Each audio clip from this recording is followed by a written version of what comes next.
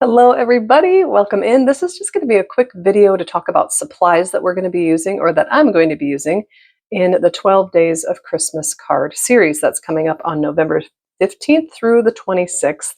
So that's the 12 days leading up to Thanksgiving, giving us a head start on our card making. So then when December rolls around or the day after Thanksgiving, whenever you like to send your cards, they will be all ready to go, and that's one less thing you have to do in December. So, of course, we need watercolor paper. I am actually painting on postcards this year, and I purchased these on Amazon. I will show you what I got here. It's actually, I got a set of 3 little tablets of postcards, and it's 100% cotton paper, 140 pound, like I said, 4x6.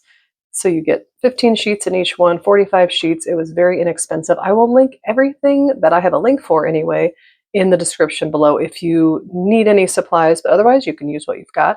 I would suggest, if you are making actual cards for people, that you use the best paper you can. Now, I did also purchase some more 4x6 watercolor paper that also came with envelopes. I will honestly tell you, I don't love this paper, so I'm not going to be using this, but I might be using the envelopes to send these in.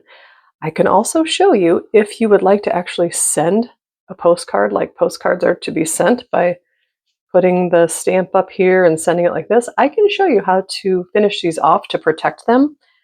Personally, I would not send a painting without an envelope, but that's just me. Let me know if you're interested in knowing how to protect these.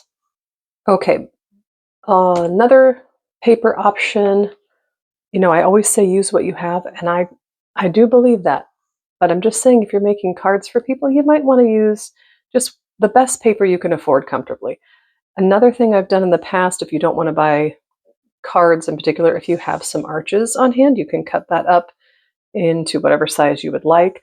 I've also heard other artists say that they buy the Strathmore watercolor greeting cards. I have never used them, but other people have said they're good, so might be something else to check out. I'll try to remember to list those, but I can't vouch for them because I've never purchased them.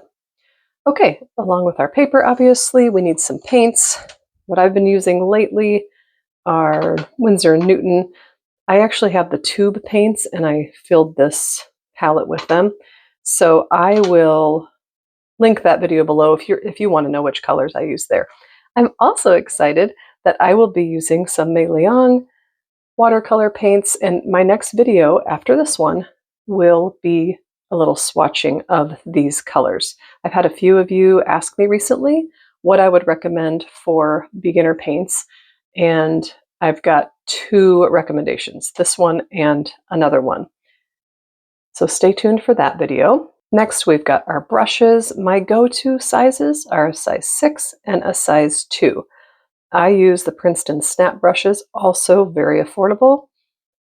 And to finish most of my paintings, I use my Micron fine liners. You can use any fine liners you want. You want them to be waterproof if you're going to be using them before painting. And I also like to oftentimes add a little white gel pen at the end. And then you might want to have a pencil on hand with an eraser if you want to sketch at the beginning. This is not a fancy pencil whatsoever. I got it at Walmart, just in the school supply section. Okay, and that should cover it. If I have missed anything or you have any questions whatsoever, don't be afraid to leave a comment or send me an email anytime you want.